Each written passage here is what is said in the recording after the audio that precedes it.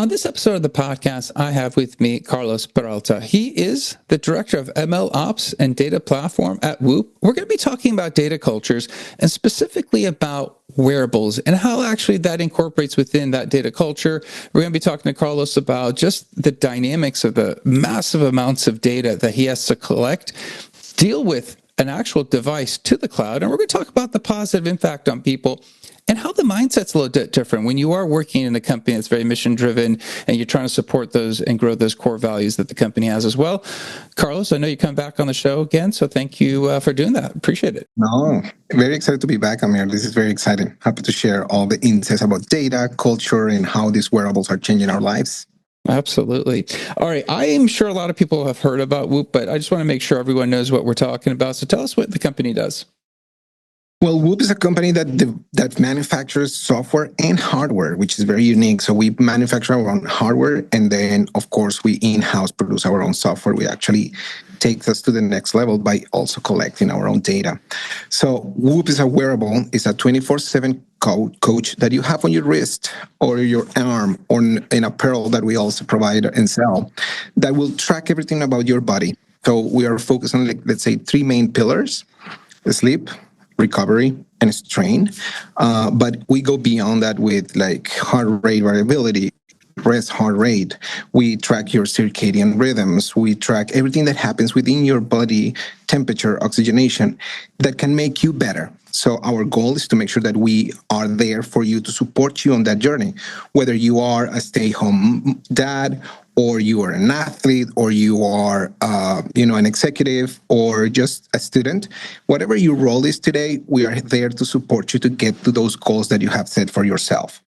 So we provide a lot of insights about the things that we collect from your body, and then we provide you with a lot of personalized recommendations. So it will give you actionable insights on how to get better to the goals that you set for yourself. You can set those goals in the app, but that's basically what we do, making sure that we're there to support you along the way. Very cool. Very cool.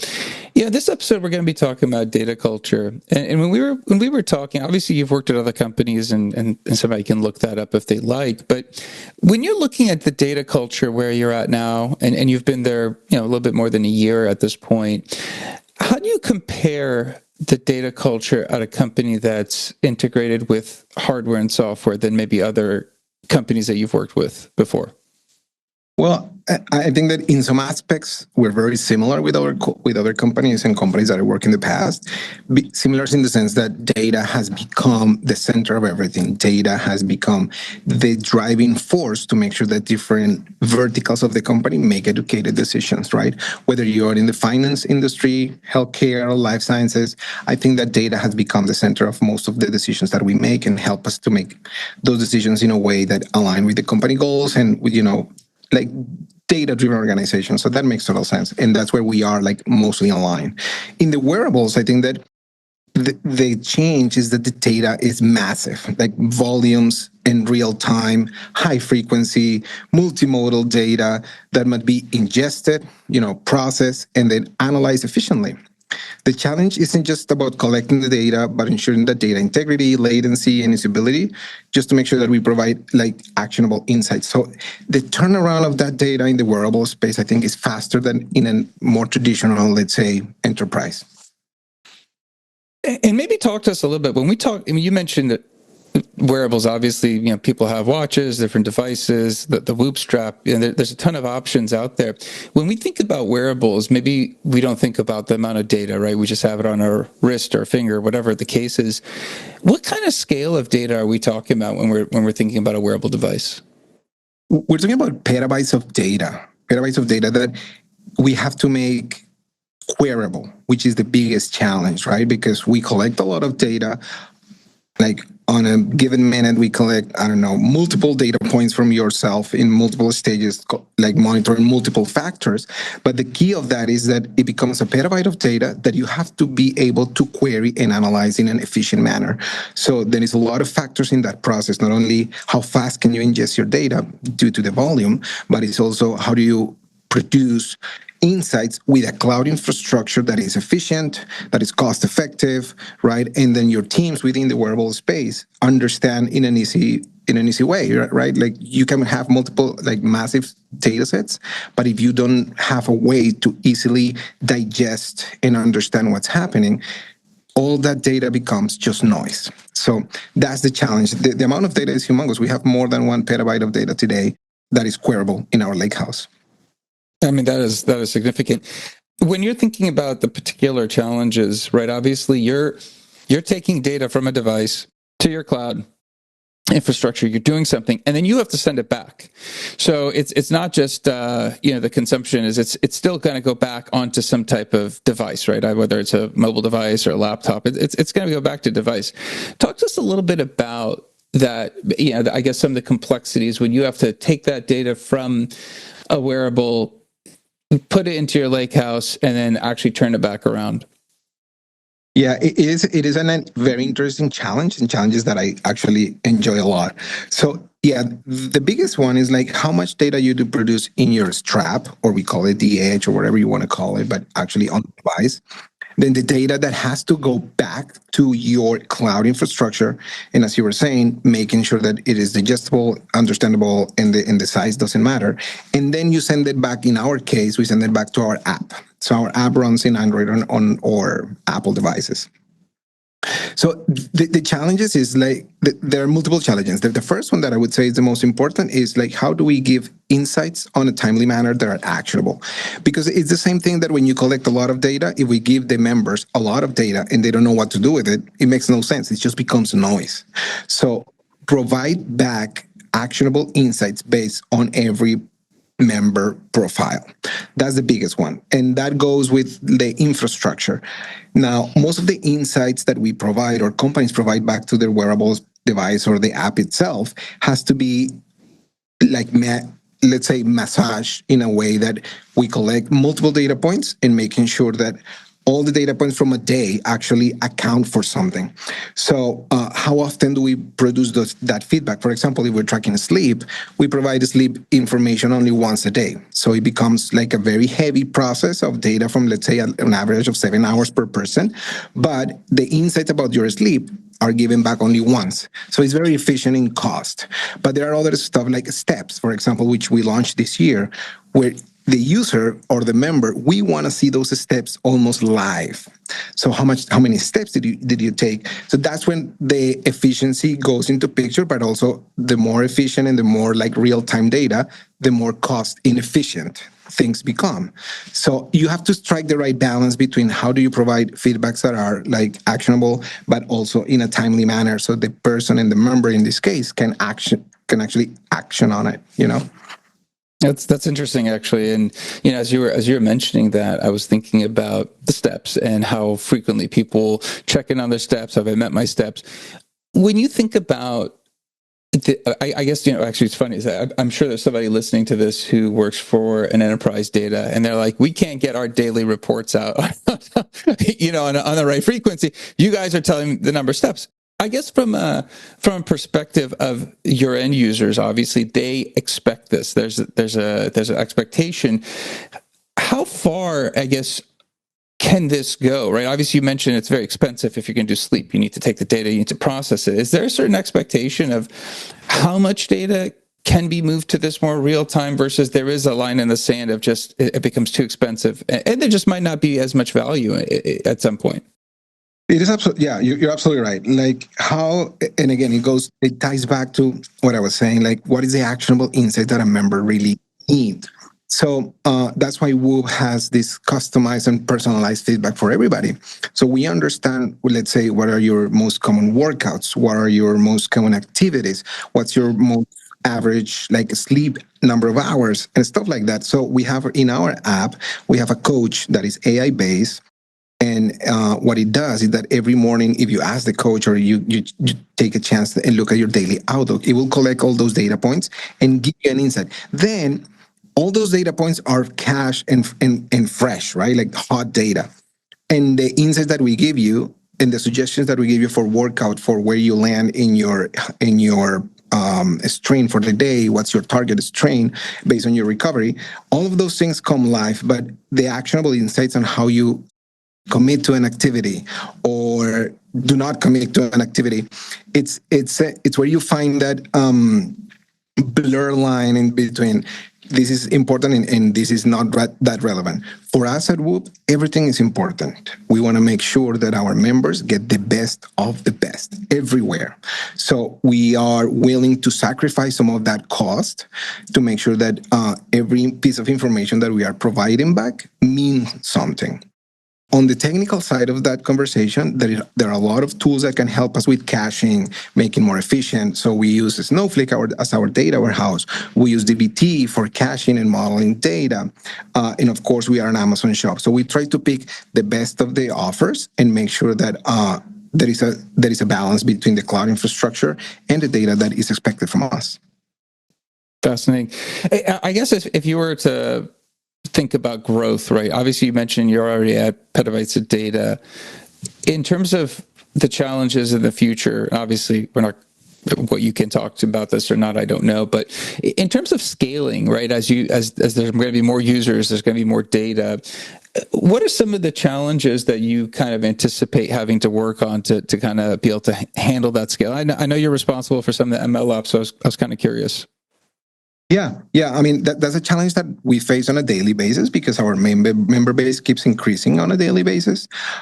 We opened in like more than 10 different markets last year, different countries. So the member base only increases. So one of the biggest challenges is to partner with providers like infrastructure providers, cloud providers, service providers that are ready to scale up and down when it's needed, right? Because the key thing is to identify what are the peak hours, let's say during the day we get down to that level, or what are the peak seasons during the year when more data is consumed or less data is consumed or produced, both ways. So the biggest challenge is to identify and be ready for those spikes when they come. So forecasting and working on those models to understand our member base is extremely important. And for us, we have developed a lot of stuff internally, like a set of tools that not only monitor, let's say, the algorithm's behavior for sleep, for strain, for workouts, but also in other verticals of the company, they have forecasted all these models on usability, member base, growth, seasonality. So all those things come into picture when we make this decision. So the biggest challenge is to make sure that you are ready to support the growth of your member base and never fail, right? Like ideally never fail or never be out of commission in a sense. Like you don't want to be in a position where the data that you acquire a lot of members join your platform and you can't provide everybody the same experience. So it's a scalability, I would say scalability. And then within the scalability, of course, is the cost. We want to be as efficient as possible. That's in our heads here at Whoop in every vertical of the company, whether you work in infrastructure, whether you work in hardware, software, signal processing, finance. We are driven by operational excellence and efficiency across the board. Fantastic. Obviously, this is a mission-driven product, has a positive impact for people. And we were talking about data culture. I guess internally, and your team or maybe the bigger organization as a whole, when you kind of think about the impact that you have on people, does that factor into the day-to-day job? Is that something you guys actually think about, or is it just what happens? Because I would imagine it's got to be a big message that we do make that impact. I mean, one of the reasons when I moved to Whoop and accepted this role is because one of the goals here is to have a positive impact in people's lives, right? Unlock the human performance. How do you do that? With the data that we collect from everybody and providing, and again, actionable insights. And I've said that multiple times because it's very important for us. Here in Whoop, we have a lot of screens like scattered across the building with, stories from our members that tell us how come Whoop was very key to detect COVID, where they were able to detect AFib and other multiple symptoms that trigger like a preventive kind of actions in their health that save their lives, literally save their lives. So here we are very motivated for that feedback from the users. Our main goal is to make sure that everybody gets better at what they do. As I said at the beginning, we are a 24/7 coach. So we want to we're going to make sure that you get everything that that we can provide you to make you better. And yes, internally, highly motivated. We share that feedback internally. We have screens across the building. We have sessions with like customers and members who are like actually positively impacted by the data and the suggestions that you get from the strap. So we know that we are a data driven organization. Our culture is on that front, but we know that we have a high responsibility with our member base. We are committed to be there for them. That's the truth.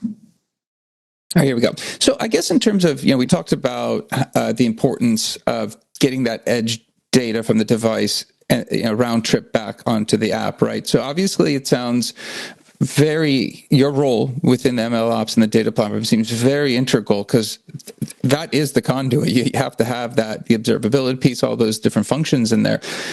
How early do you get involved in the roadmap discussion? And the reason I ask is sometimes shared services, platform services at different companies get involved at different places because their role's different. But in your case, I would imagine it's pretty critical.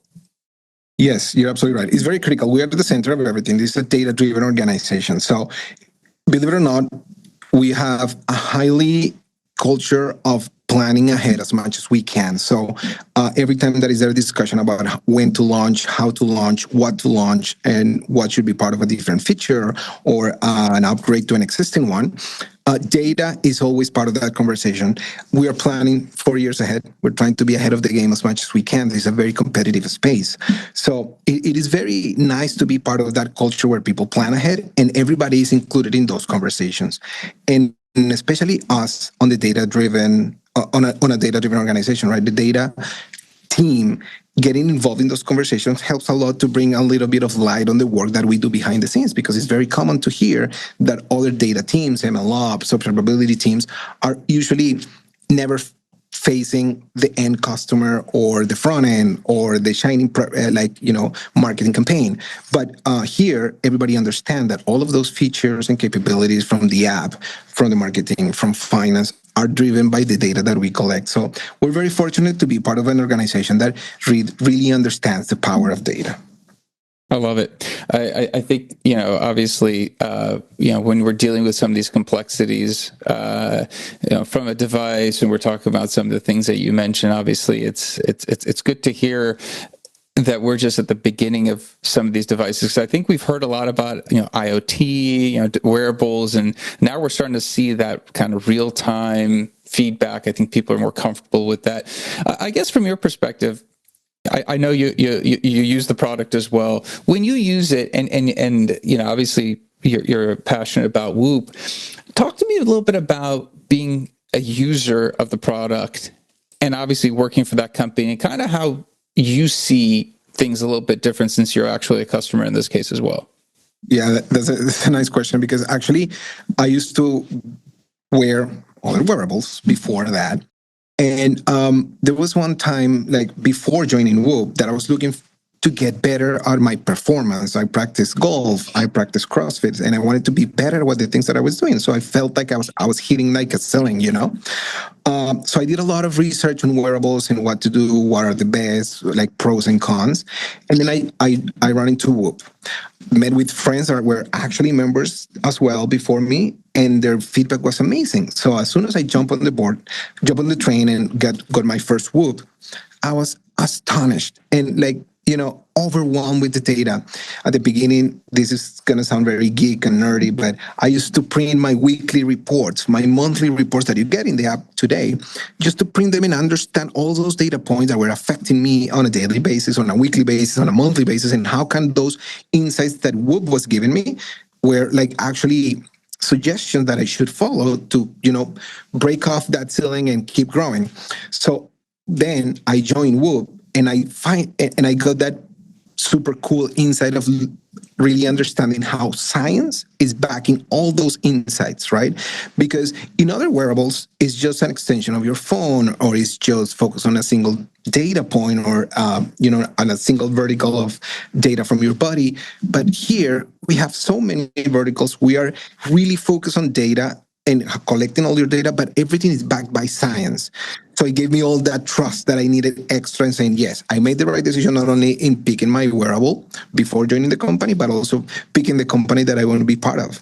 So that scoop, that inside scoop of like seeing how things are working, how people are always on edge in the sense that they want to get things done, they want to innovate with everything that we do, not only with technology, but the way that we write the algorithms, the way that we stress test and volume test our machine learning models, and the techniques that we use to build all of this behind the scenes. It's fascinating. It's fascinating. And I feel very lucky that I was a member before, and then I got to see that everything from inside.